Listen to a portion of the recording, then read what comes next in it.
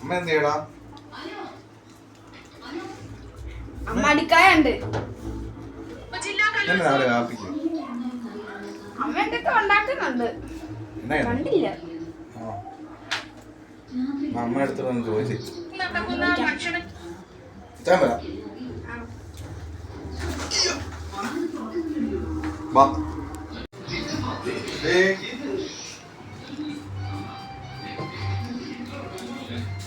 ഞാനിവിടെ ഉണ്ട് ചേട്ടായി. ഞാൻ കപ്പ ബിരിയാണി ഉണ്ടാക്കാൻ പോവാ.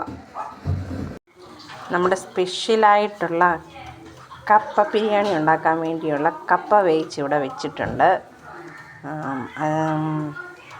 അതിന് വേണ്ടുന്ന സാധനങ്ങളൊക്കെ തേങ്ങ വറുത്ത് അതിനകത്ത് ആവശ്യമുള്ള മുളക് പൊടി, മല്ലിപ്പൊടി, ഗരം മസാലപ്പൊടി, കുരുമുളക് അതെല്ലാം ചേർത്ത് വറുത്തിട്ട് വെച്ചിട്ടുണ്ട്.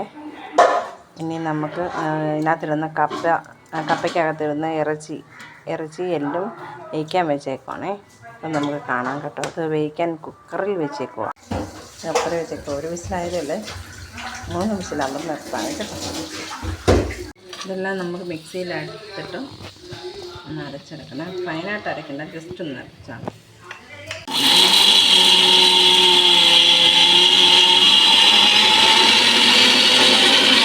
അരച്ചെടുത്തിട്ടുണ്ട്. അത് നമ്മൾ പാത്രത്തിലോട്ട് മാറ്റുവാണ്.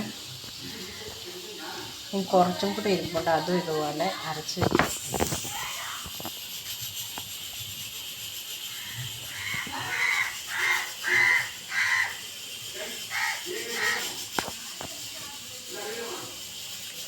ബാക്കിയുള്ളത് തേങ്ങയും കൂടി ഇടാവേ. ഇതിനകത്ത് തേങ്ങ, കുരുമുളക്, ഗരം മസാലപ്പൊടി, പെരുംജീരകം, കറിവേപ്പില, ഉള്ളി, വെളുത്തുള്ളി, മുളക് പൊടി, മല്ലിപ്പൊടി, ഇത്രയും സാധനം ചേർത്ത് വറുത്തതാണ്. വറുത്താണ് തേങ്ങ വറുത്തത്. നമ്മൾ സാധാരണ തേങ്ങ വറുക്കത്തില്ല, അതുകൊണ്ടാണ് അത് കാണിക്കാഞ്ഞത്. ബാക്കി വന്ന തേങ്ങയും കൂടെ അരച്ചെടുത്തിട്ടുണ്ട്, അതുകൂടെ ഇതിൻ്റെ കൂടെ ചേർക്കാവേ. എന്നിട്ട് നമുക്കിത് കപ്പയ്ക്കകത്തോട്ട് ചേർക്കാം. അരപ്പ് നമ്മൾ കപ്പയ്ക്കകത്തോട്ട് ഇട്ടിട്ടുണ്ട്. നമുക്ക് ഇറച്ചിയും കൂടെ അതിനകത്തോട്ട് ഇട്ട് കൊടുക്കാം കേട്ടോ. വിസിൽ വന്നിട്ടുണ്ട്, ഇനി വിസിൽ പൊക്കാൻ. കുക്കർ നമുക്ക് തുറക്കാവേ. അത് ഇറച്ചി വെന്ന് നല്ല പാകമായിട്ടുണ്ട്. നമുക്ക് ഇതിനകത്തോട്ട് കപ്പയ്ക്കകത്തോട്ട് ഇട്ട് കൊടുക്കാം. ഇറച്ചിയും ആ വെന്ത വെള്ളവും എല്ലാം കൂടെ എന്നിട്ട് നമുക്ക് ഇളക്കാവേ.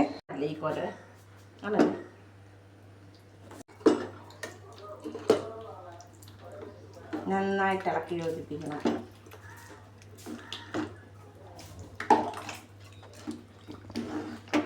ഒരു പാത്രം വെച്ച് നമുക്ക് കുറച്ച് വെളിച്ചെണ്ണ ഒഴിച്ചു കൊടുക്കാം കേട്ടോ. തേങ്ങ വറുത്ത് ഇടാമെന്ന് വിചാരിച്ചിട്ടാണ്. അതിലേക്ക് തേങ്ങക്കൊത്ത് ഇട്ട് കൊടുക്കാവേ. ഇതൊന്ന് ചുമക്കണം.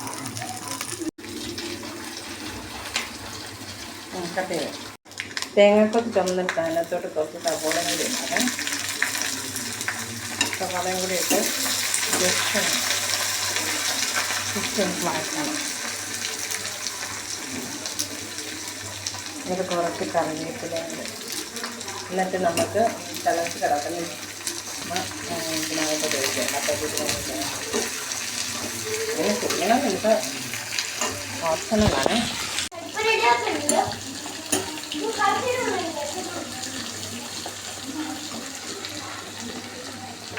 ഓഫ് ചെയ്യാം. എന്നിട്ട് നമുക്കൊരു തിളച്ചുകൊണ്ടിരിക്കുന്ന കപ്പ ബിരിയാണിക്കകത്തോട്ട് നമുക്കിതങ്ങോട്ട് ഒഴിക്കാം.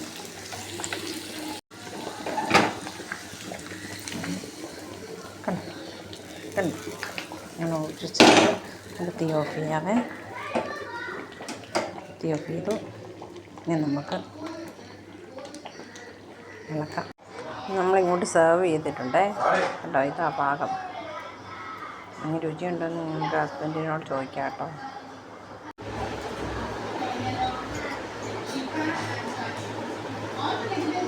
നല്ലതാണോ? ഹലോ ചേട്ടായി, നല്ലതാണോ?